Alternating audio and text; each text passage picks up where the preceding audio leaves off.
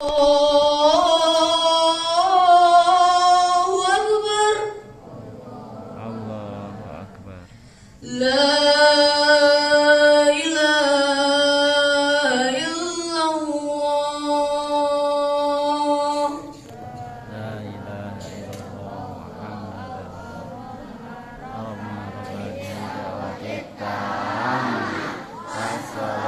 illallah Muhammadan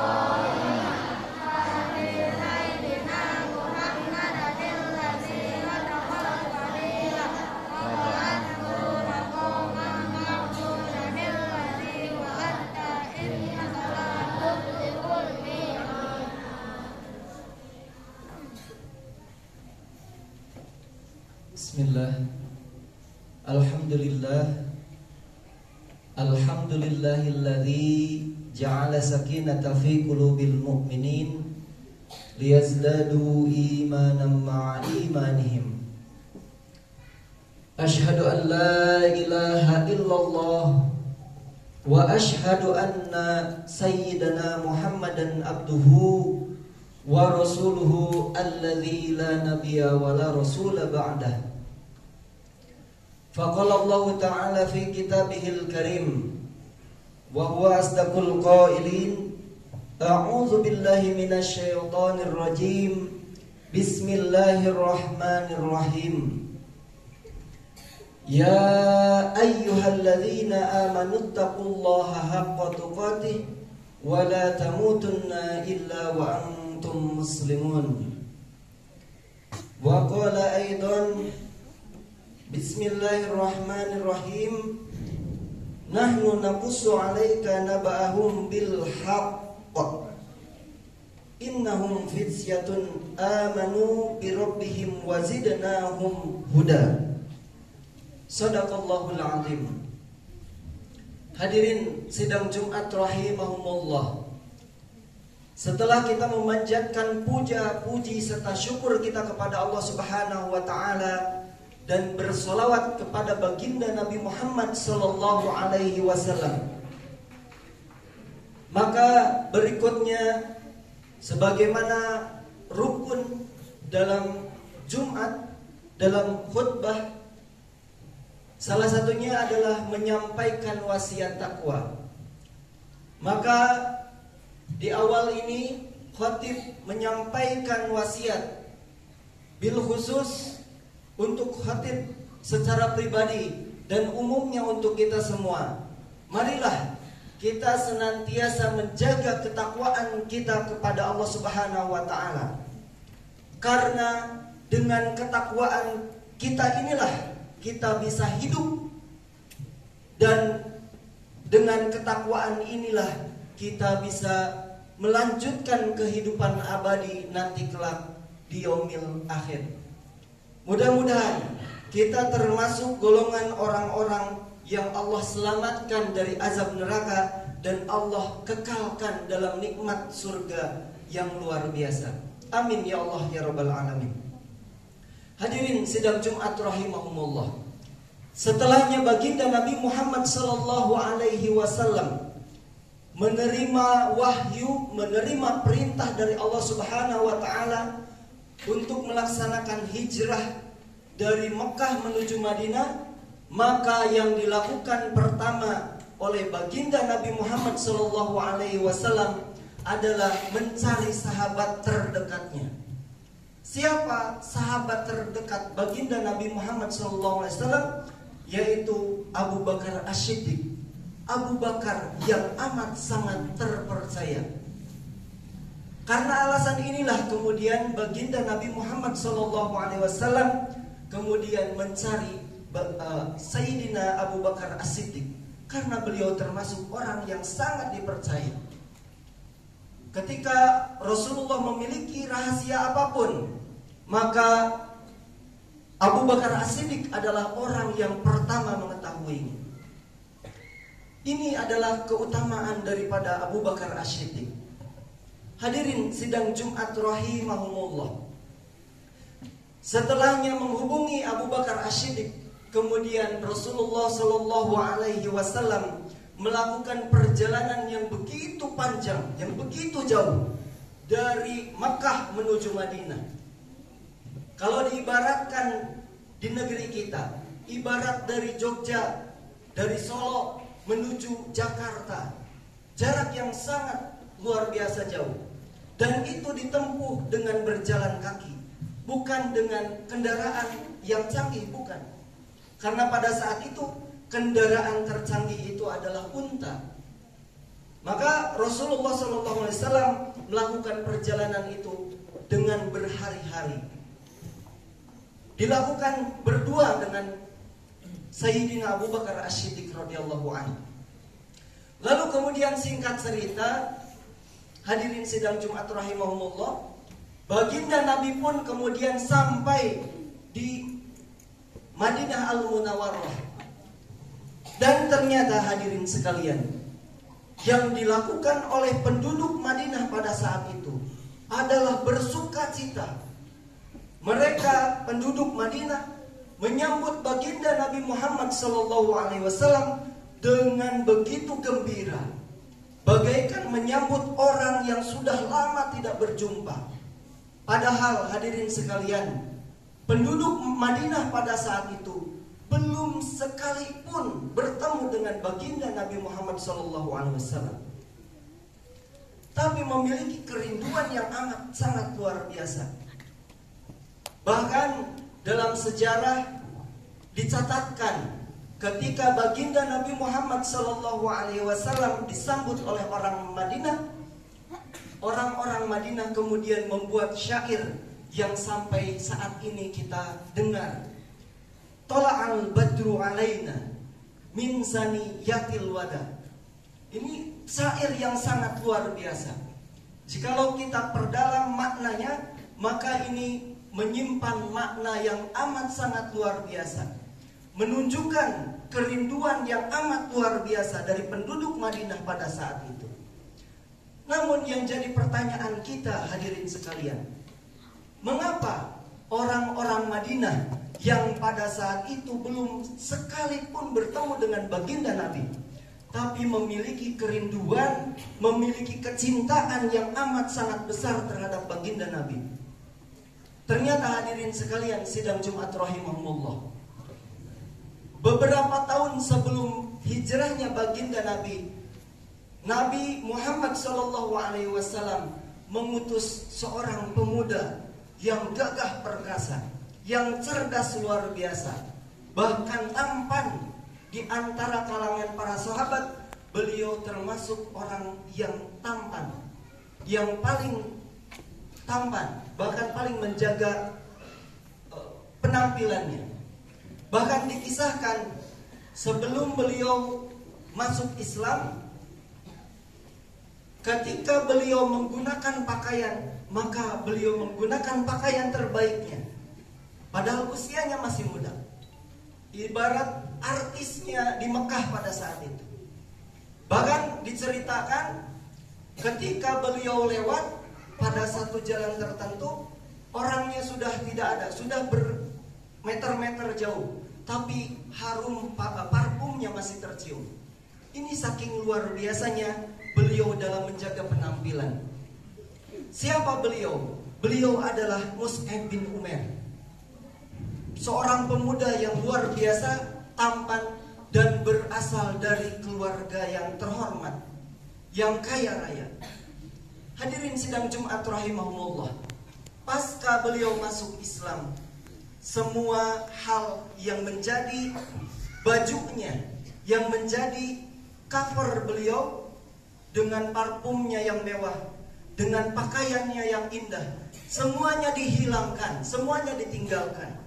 Beliau 100% kemudian menjadi pengikut baginda Nabi Muhammad SAW.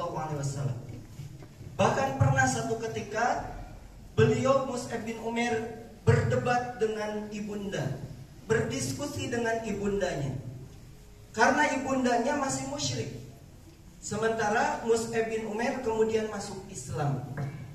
Ketika ibundanya mendengar bahwa Mus'ab bin Umair ini masuk Islam, maka kemudian Mus'ab bin Umair ini dipanggil oleh ibundanya, kemudian menyampaikan pesannya, "Wahai Mus'ab, jikalau engkau tetap kekeh, jikalau engkau tetap mau mengikuti Muhammad, mengikuti agamanya Muhammad, maka saat ini juga aku akan bunuh diri, kata ibundanya.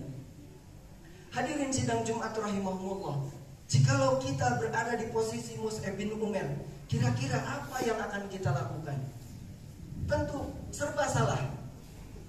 Kalau misalkan kita mengikuti baginda Nabi, maka kita akan kehilangan ibunda kita. Tapi ketika kita mengikuti keinginan daripada ibunda kita, maka kita kehilangan baginda Nabi. Kita tidak menjadi seorang muslim.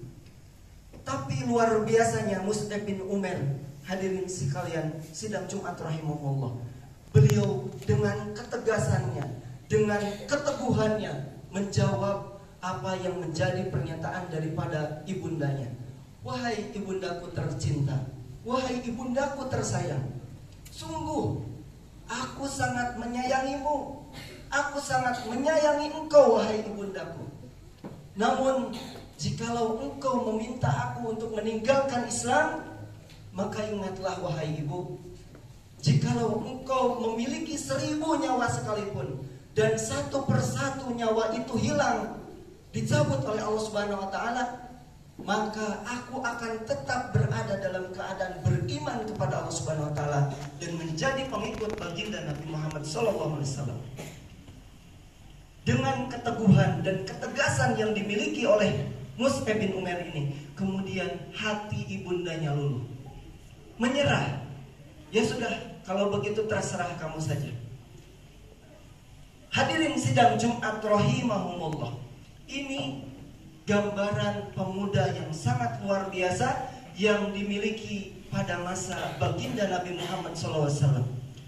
Dan ketegasan beliau, keluar biasaan beliau, kecerdasan beliau mampu mengislamkan seluruh Madinah pada saat itu, sehingga baginda Nabi Muhammad SAW mampu berhijrah dari Makkah menuju Madinah dan disambut dengan kegembiraan yang sangat luar biasa oleh penduduk Madinah pada saat itu.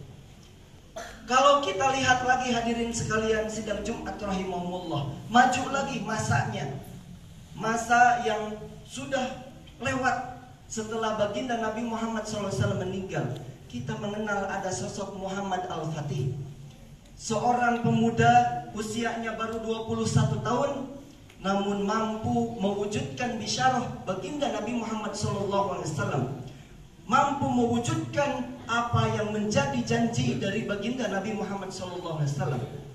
Kata baginda Nabi Muhammad SAW, Latuftahanal Konstantiniyah, bahwa Konstantinopel itu akan ditaklukkan oleh kaum muslimin. Wala ni'mal amiruha wala ni'mal jaizu dalikal zaiz. Ini motivasi yang luar biasa dari baginda Nabi Muhammad SAW. Orang yang memimpin penaklukan kota Konstantinopel adalah orang yang paling hebat, adalah pemimpin yang paling hebat, dan pasukan yang menaklukkan kota Konstantinopel adalah pasukan yang paling hebat. Dan kemuliaan itu berhasil diwujudkan oleh seorang pemuda yang masih belia, yang masih muda, 21 tahun, hadirin sidang Jumat rahimahullah.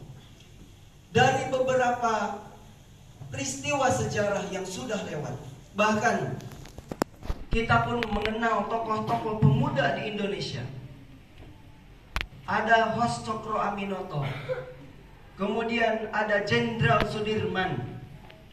Itu adalah tokoh-tokoh pemuda yang kemudian mampu mengantarkan Indonesia, negeri yang kita cintai ini, menuju kemerdekaan dari penjajahan Belanda pada saat itu.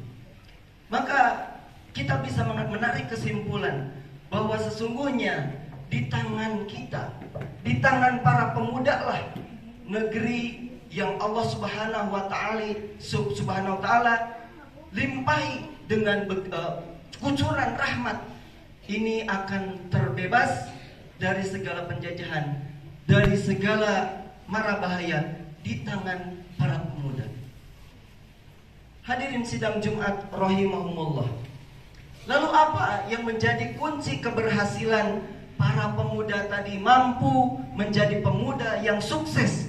Bahkan tidak hanya sukses di dunia, tapi juga sukses di akhirat.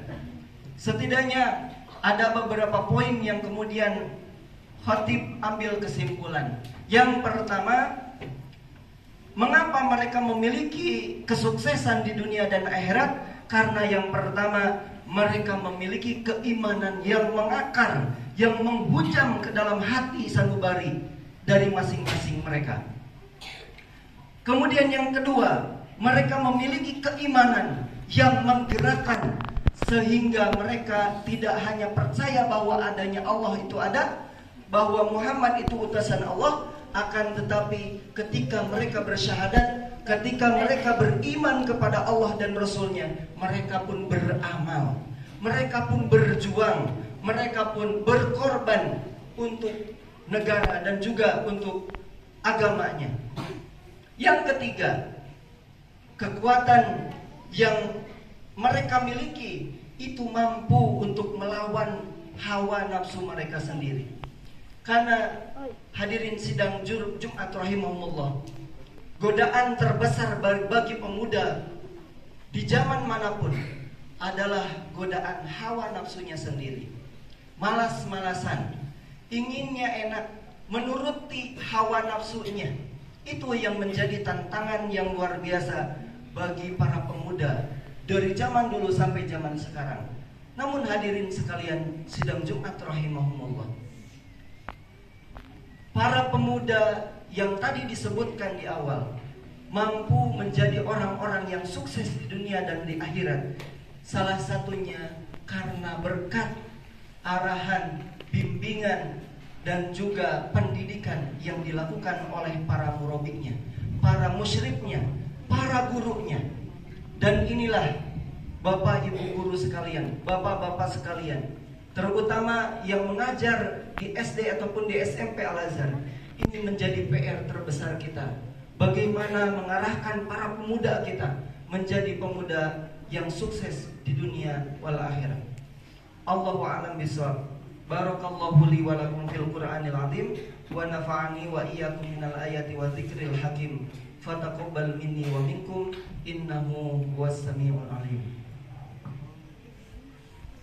Arsala rasulahu bil huda wa dinil haqq liyudhhirahu 'ala dini kulli wa kafa billahi shahida. Asyhadu an la ilaha illallah wahdahu la syarikalah wa asyhadu anna sayyidana Muhammadan abduhu wa rasuluhu alladzi la nabiyya wa la rasula ba'dah. Faqala Allah ta'ala fi kitabil karim wa wasnaqul qailin a'udzu billahi minasyaitonir rajim. Bismillahirrahmanirrahim. Ya ayyuhalladzina amanu taqullaha haqqa tuqatih wa la tamutunna illa wa antum muslimun. Wa la tamutunna illa wa antum muslimun. Illa wa antum muslimun. Hadirin sidang Jumat rahimahumullah, BPS atau Badan Pusat Statistika di negeri kita, di Indonesia, itu menyampaikan data bahwa pada saat ini kurang lebih ada 60 juta pemuda yang hidup di Indonesia, yang usianya berada pada usia produktif, usia 15 sampai 34 tahun. Ini anugerah yang luar biasa yang diberikan oleh Allah Subhanahu wa taala. Karena kalau kita melihat di negeri-negeri yang lain, generasi mudanya itu sangat sedikit. Sehingga tidak sedikit negara-negara itu yang cemas karena memikirkan masa depan mereka yang mungkin tidak akan dipimpin oleh orang-orang atau oleh para pemuda pada saat ini. Namun hadirin sidang Jumat rahimahumullah, para pemuda yang begitu banyak di negeri ini ditantang, kemudian menjadi semacam hambatan yang perlu kita hilangkan. Setidaknya pada tahun 2020, Kementerian Pendidikan Tinggi di Indonesia itu menyampaikan kurang lebih 1 juta jiwa atau 1 juta lebih itu mahasiswa yang kemudian DO dari universitasnya, dari perguruan tingginya, atau keluar dari perguruan tingginya, yang diakibatkan karena perekonomian dan sebagainya. Ini salah satu akibat daripada pandemi yang berlangsung beberapa tahun yang lalu. Kemudian di data 2022, UNICEF, salah satu lembaga PBB, itu menyampaikan ada 4,3 juta yang kemudian putus sekolah di negeri kita. 4,3 juta jiwa. Ini bukan jumlah yang sedikit, hadirin sekalian. Bahkan DMI atau Dewan Masjid Indonesia itu merilis data 65%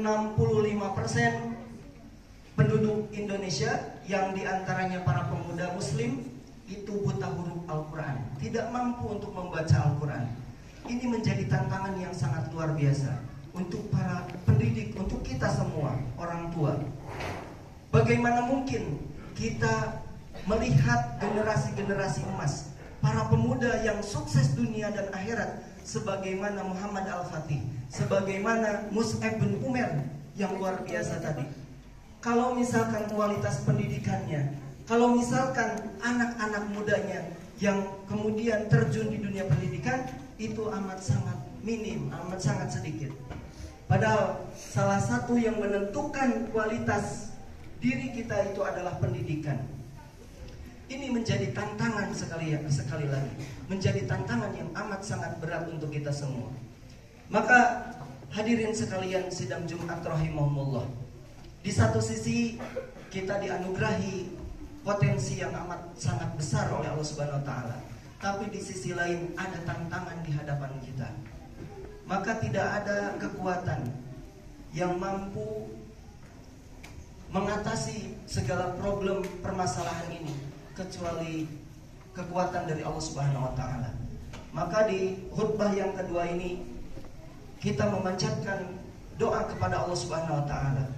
Mudah-mudahan kita, para guru, para pendidik, para orang tua yang kemudian hari ini mendidik anak-anak kita, mudah-mudahan diberikan kekuatan oleh Allah Subhanahu wa taala. Innallaha wa malaikatahu yusholluna